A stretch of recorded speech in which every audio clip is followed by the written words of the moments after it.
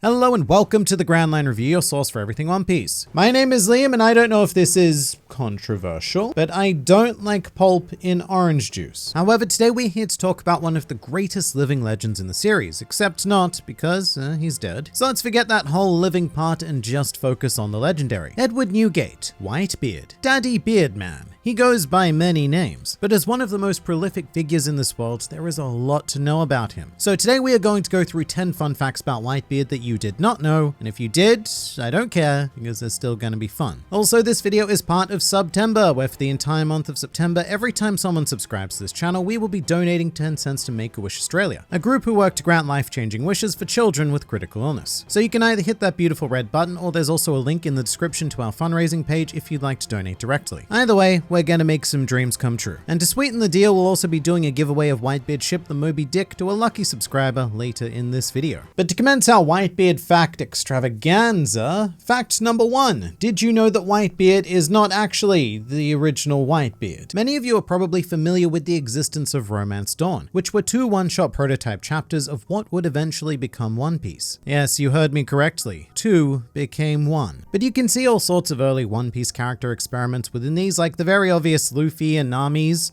plural that is. Garp makes an appearance in one of them as well, but so does our original Whitebeard. May I introduce you to Crescent Moon Galley. He is captain of the Galley Pirates and appears in version 1 of Romance Dawn, immediately distinguishable by the trademark Crescent Moon mustache, which of course would eventually evolve into the hair accessory of choice worn by Edward Newgate in One Piece. But this gets even more fascinating because Galley has made his way into One Piece itself. As a nod to Romance Dawn, Galley was included in the anime-only events of the Logtown arc, where he gets easily caught by Smoker. However, and this one is absolutely crazy, about a gazillion real-life years later, Galley also made an appearance in the One Piece manga. In chapter 902, he is seen waiting for food at Baratier, although in the anime version, they pretty severely toned down his crescent mustache. It's not even a crescent anymore, it's just 2 pokey things. But just let that sink in. The OG small-time Whitebeard. Galley walked so that Whitebeard could run. Run into some bullets, that is. Bullets fired by the Blackbeard pirates, but still. Speaking of our pungent menace, Edward Newgate and Marshall D. Teach have quite an intrinsic connection in the series, particularly because their names are actually taken from the same historical pirate Edward Teach, who of course is better known as the real-life Blackbeard. And a lot from both characters is directly inspired from the life of Teach. For example, he was designated as a privateer, which is essentially the historical equivalent of being a warlord of the sea. And on a more morbid note, Edward Teach was ultimately killed after being shot 5 times and cut 20 times, which certainly does mirror the brutal conditions under which Whitebeard would eventually succumb. And just as a reminder, that final count was being stabbed 267 times, shot by 152 bullets, and being hit by 46 cannonballs. Also, the whole lava fist to the face, that probably didn't help too much either. And as for Whitebeard's last name, this is a bit of a lesser known fact, but it was taken from the Newgate prison, a facility famed for storing and executing criminals during the Golden Age of piracy, including the real-life Mr. William Kidd, whose namesake in One Piece is depicted as an angsty redhead with a metal hoarding disorder. Quite a disrespectful way to refer to Kidd, I suppose. But one kid that Whitebeard just so happened to respect, smooth transition weirdly enough, was our protagonist, Monkey D. Luffy. And I want to emphasize that gaining the respect of Beard Daddy Man is not at all an easy thing to achieve. However, the stars very much aligned for Luffy, as Ace had told Whitebeard stories about his younger brother. Furthermore, Whitebeard also very quickly made the connection that Luffy was the child who Shanks gave an arm to save. So that's also a fairly stunning endorsement of character. But even more so than that, he just has the kind of personality that appeals to Whitebeard, because Whitebeard's encountered a couple of Luffys or Luffy-ish people before. Both his old rival Goldie Roger and his former brother-in-arms Kozuki Oden held Luffy's blatant and bordering on insane tenacity, as well as general zest for life. So of course Whitebeard spotted Luffy's potential immediately and even ordered Marco to protect Luffy during the war, mind you. So I really don't think one could hope for a greater show of respect from the strongest man in the, look, I'm gonna say universe, because I'm getting really sick of saying the word world. And how did Luffy repay this respect?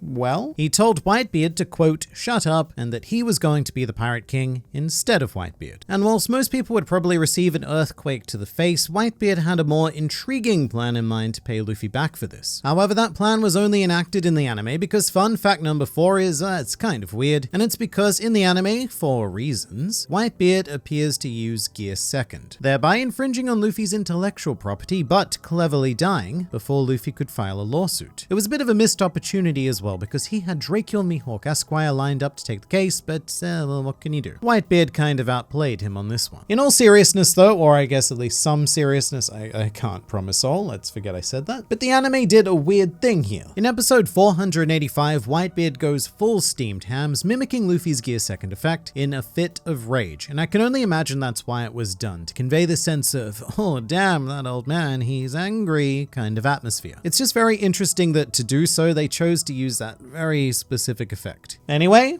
dogs. Fun fact fifth is that Whitebeard was a proud dog owner in his day. As in the SBS of volume 58, Oda revealed that Whitebeard had a dog named Stefan, a dog who came equipped with his own crescent mustache. Now, Stefan was actually created as a result of a reader asking the question of whether or not Whitebeard ever uses his mustache as a boomerang. And of course, Oda answered yes, but probably only when he takes his dog for a walk, and then he drew a doggo. And so Stefan now has an official entry on the One Piece wiki, and I have to read his history section word for word because it's pretty amazing. Sometime in the past, Whitebeard took Stefan for a walk. During their walk, Stefan and Whitebeard played catch with the pirate's mustache. And that is it. That's all we know about Stefan's history. However, knowing absolutely nothing about a character before has never stopped a fanbase from appreciating them, as a stunning slew of Stefan fan art now exists on this planet, all of which is phenomenal, and we just need more Stefan fan art in this world. I cannot emphasize that enough. All right, it's time to give away a boat. And yes, before you all get up in my crap, I do know there's a difference between a boat and a ship. I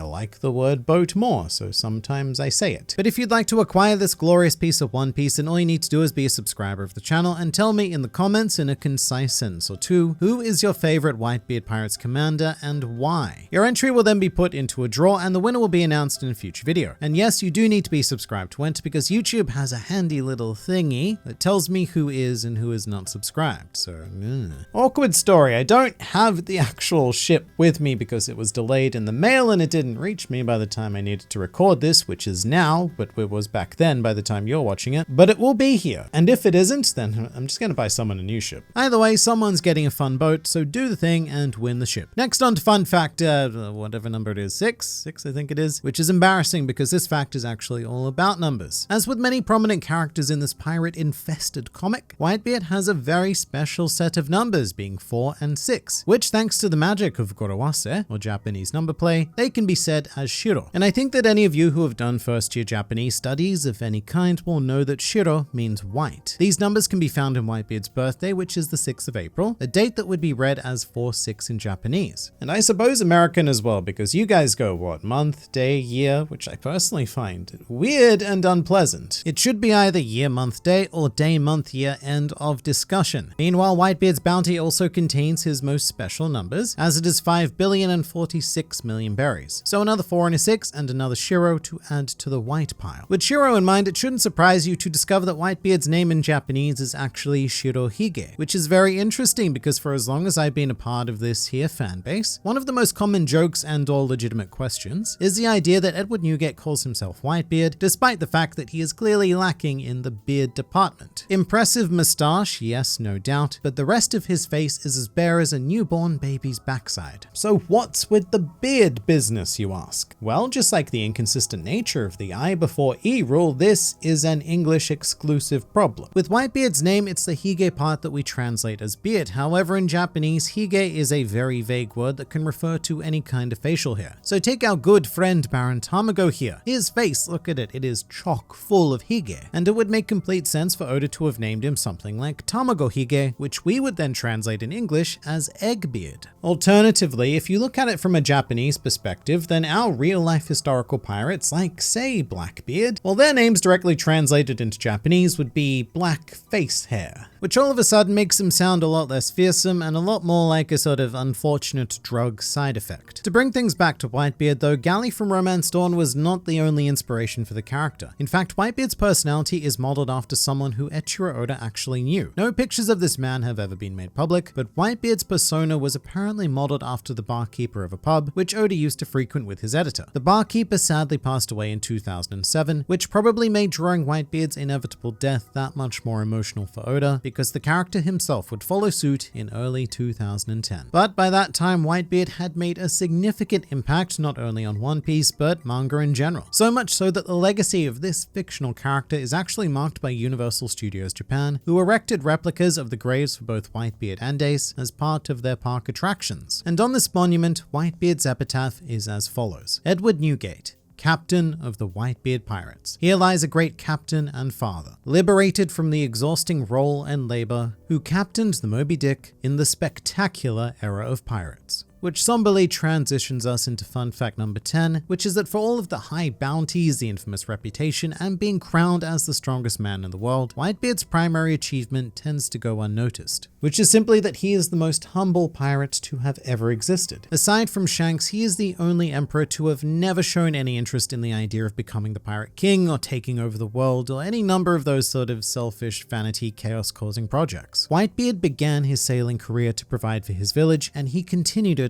to provide for his sons. Not one action in this world was ever taken for the sake of himself, and I think it's incredible that this unique drive actually led him to standing on top of the world. And even then, with the title of the planet's ultimate strong guy, Whitebeard's mindset was still absurdly humble, which to me is epitomized in his words in chapter 563. I am only one man with one heart. Call me a demon, call me a monster, but I can't be the strongest forever. However, I must protest because Daddy Beardman, you will always be the strongest in our hearts. But now we must muster the strength to move on to another video that is, like this one here, which is also about One Piece, because there's always more to learn, explore, and experience with this wonderful series, so I look forward to seeing you there.